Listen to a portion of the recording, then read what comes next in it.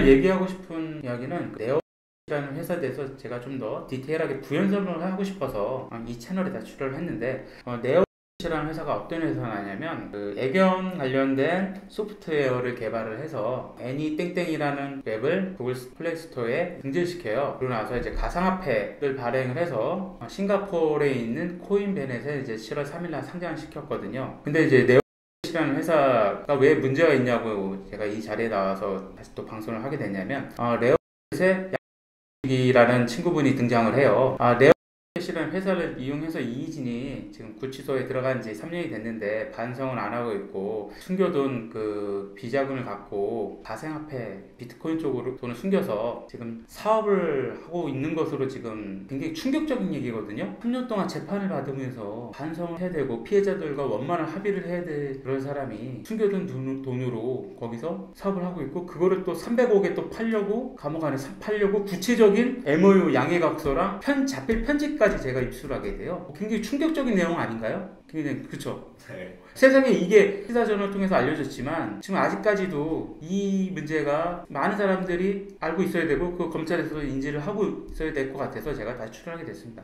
그래서 이 부분에 대해서 좀 더 구체적인 증거를 갖고 제가 실명 언급은 안 할게요. 또 명예훼손으로 고소한다고 할 수 있으니까 서로 피곤한 일을 만들고 싶지 않기 때문에 그거를 제가 자세하게 설명을 드릴게요. 이희진이 구속되고 나서 이희진의 증권방송 회사였던 미라클 인베스트먼트 유사 투자 자문사가 있었는데, 이제 검찰에서 1금융권을 이제 압류를 하게 돼요. 그러다 보니까는 증권방송은 계속 하고 있었는데, 이희진이 구속된 이후에도 증권방송은 계속되고 있었나요? 계속 하고 있었어요. 네. 지금도 하고 있나요? 지금은 안 해요. 퀀트스탁이라는 이름으로 회사 이름을 바꿔서 계속 하고 있었는데, 퀀트스탁에 양모 씨라는 사람이 있는데, 이희진의 초등학교 시절부터 절친으로 좀 알려진 사람이에요. 양모 씨 이름으로 한 3개월 동안 한 3천만 원 정도 회비를 받았었다고 하더라고요. 그러고 나서 지혜 인베스트먼트로 다시 회사 이름을 바꾸고 지금은 이희진이 대표로 다시 취임을 했더라고요. 감옥 안에서? 네, 감옥 안에서. 대표는 다시 이희진으로 바꿨어요. 네. 그러고 나서 그 양모 씨가 엔터테인먼트 회사를 만들어요. 그 전에는 어떤 일을 했냐면은 엑스트라 활동을 했었다고 하더라고요. 그 친구가 엔터테인먼트 회사를 만들어서 자본금이 100만 원이고 발행한 주식이 200주였는데, 그러고 나서 케이로 인베스트먼트라는 이희진의 모친이 운영했던 유사 회원들한테 장외 주식을 판매를 했던 케이로 인베스트먼트가 있어요. 그 회사에 대표로 취임을 해요. 그러고 나서 2019년 6월 3일날 대표로 취임을 하고 나서 그 밑에 감사는 동생이 감사로 되어 있어요. 감사로. 그러고 나서 이문희 대표로 있는 스톤 땡땡 회사가 있는데, 거기에 양모 씨가 감사로 또 들어가 있어요. 그렇게 지분 구조를 이렇게 꼬더라고요. 그래서 네오넷이라는 회사는 강남의 해란로 쪽에 있는 회사인데, 애견 관련된 용품이라든지 소프트웨어를 만들어서 애니땡땡이라는 플랫폼을 만들어서 지금 구글 플레이 스토어에 지금 올라가 있어요. 그리고 검색을 해보게 되면 네오땡땡으로 검색을 하게 되면은 관련된 기사들이 좀 나갔더라고요. 그래서 그 안에 그 기사 내용을 보다 보면 제가 잘 알고 있는 인물이 등장을 해요. 이희진 지지자 카페 운영자가 거기서 등장을 하게 돼요. 그래서 그 사람에 대해서 간략히 얘기를 하자면, 지금 1심과 2심에서 재판이 한 50회 가까이 있었어요. 50회. 저는 피의자 카페 대표잖아요. 그 사람은 지지자 카페 운영자고, 속칭 지지자 카페 어떻게 보면 대표라고도 할 수 있죠. 한 50회 이상 재판이 있었거든요. 저보다 더 열심히 재판에 오더라고요. 그러고 나서 재판 있었던 내용을 다시 카페에 올리고, 자기들 유리한 입장에서 내용을 올리고, 계속 지지자들, 거기 지지자 카페 사람들한테 탄원서를 쓰게끔 종용을 하더라고요. 그 사람이 마케팅 팀장으로 갔어요. 3년 동안 자기 일도 아닌데 3년 동안 재판에 매일 가서 그 재판 내용을 계속 카페에다 올렸다는 게 그게 보통 일이 아니거든요. 자기 생업을 포기하고 해야 되는 일이기 때문에 그 네오 땡땡이라는 회사의 마케팅 팀장으로 갔다는 것 자체도 굉장히 의심스러운 거고, 그리고 계속 피해자들이 아닌 지지자들을 통해서 탄원서를 계속 재판부에 계속 제출하게 해서 사실 재판부에 좀 혼란을 줬던 그런 행동을 했던 거죠. 그분이 재판 때마다 매일 오더라고요. 저는 못 갈 때도 있었거든요, 바빠서. 근데 그 사람은 거의 저보다 더 열심히 오더라고요. 좀 이상하잖아요. 그게 3년 동안 자기 피부치도 아니고 제3자의 재판에 그 매일 와서 그거를 재판을 보고 카페에 글 올리고 탄원서 써달라고 또 종용하고 그게 정상적인 사람이 할 수 있는 일일까요? 어떻게 생각하세요? 전 노코멘트 하겠습니다. 네, 그랬던 사람이 여기 마케팅 팀장으로 취업을 해요. 네오. 그 내용은 지분 구조를 좀 볼게요. 싱가포르에 이제 문 땡땡이라는 회사가 있는데 대표자가 이제 외국 사람으로 되어 있어요. 자본금이 1,000만 홍콩 달러 정도 있는 것 같은데 양모 씨가 이제 대주주로 있는 엔터테인먼트 회사가 960만 주를 갖고 있고요. 그 회사가 그리고 양모 씨 개인이 40만 주를 갖고 있고 그러니까 사실 100%를 다 양모 씨가 갖고 있는 거죠. 그 회사가 7월 초에 싱가포르에 있는 코인베넷에 가상화폐가 상장을 해서 상장 후에 130배까지 상장이 돼서 시가총액 1조 2천억까지 갔었다고 하더라고요.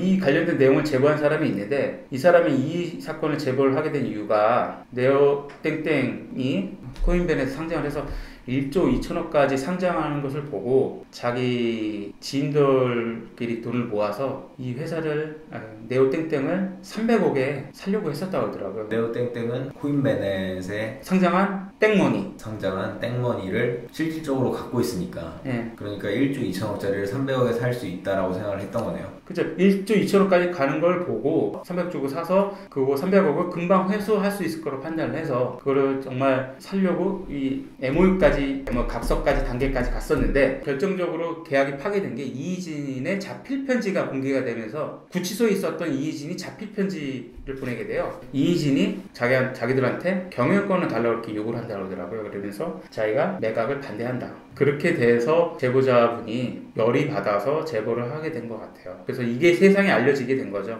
딜이 깨져서 정리를 하자면 네오넷은 코인베넷에 상장된 땡머니라는 코인을 실질적으로 갖고 있는 회사고 네. 이 네오넷은 이제 이희진의 초등학교 절친이 사실상 100% 소유하고 있는 회사인데 이 네오넷이 근데 왜 문제냐? 이거는 이 초등학교 절친이 갖고 있는 게 아니라 이희진이 차명으로 갖고 있는 재산이다. 실소유주죠. 라는 증거가 뭐죠? 그 편지하고 이희진 자필 편지하고 MOU 양해각서. MOU에는 무슨 내용이 들어가 있는데요? 300억에 매각하는 조건으로 이렇게 MOU 계약서를 작성을 했었고요. 이희진 그래서 자필 편지를 제가 그 전에 다른 편지하고 제가 비교를 하려고 갖고 왔었죠. 예, 갖고 왔는데 글씨체가 보면은 딱 봐도 이희진 글씨체랑 거의 똑같다고 볼 수 있잖아요. 그거를 증거로 저도 그거를 제시를 할 수가 있습니다. 이 이희진의 실소유 회사라는 것은 이 편지와 제보자의 말과 지분 구조가 있다.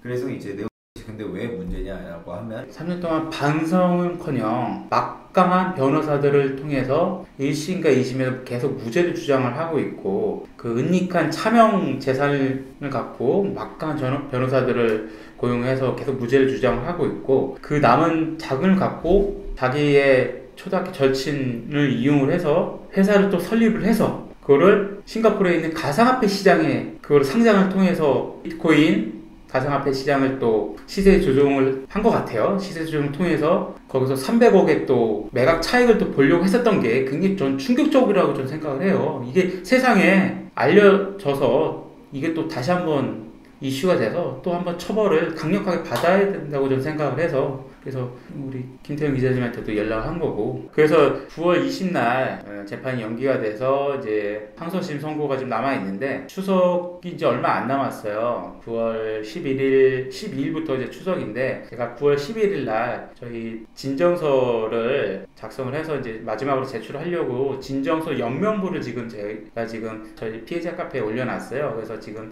제가 한 30분 정도 사인을 받았는데 9월 10일 날 수요일 날 제가 직접 법원에 가서 제출을 할 거예요. 우편으로 보내지 않고. 그래서 이 영상을 보시고 저한테 화요일까지만 보내주시면 되거든요. 같은 마음을 갖고 계신 분들은 제 3자도 연명부이기 때문에 가능하다고 하더라고요. 그래서 이름, 주소, 사인만 해서 저한테 보내주시면 제가 화요일까지 보내주시면 제출을 하려고 하니까 관심 있는 분들의 많은 협조와 부탁을 드리겠습니다. 그 내용은 이제 우리 김 기자님이 좀 링크를 해서 좀 올려주세요. 예, 알겠습니다. 이렇게 계속 숨겨진 재산을 계속 찾으실 건가요? 네, 계속 찾을 거고요. 그리고 또 이것도 지금 고발 조치를 하실 건가요? 당연하죠. 그래서 저도 증거를 좀 더 확보를 하고 있고요. 그래서 아직 기소가 안 된 몇몇 사건들이 있는데 그것도 이제 진행을 하려고 좀 생각을 하고 있습니다. 알겠습니다. 그럼 또 선고 이후에 네, 선거 이후에 또 이슈가 되는 사건이 있으면 또 한번 출연을 해서 한번 방송을 또 한번 영상을 찍을 수 있으면 또 찍을 수 있도록 하겠습니다.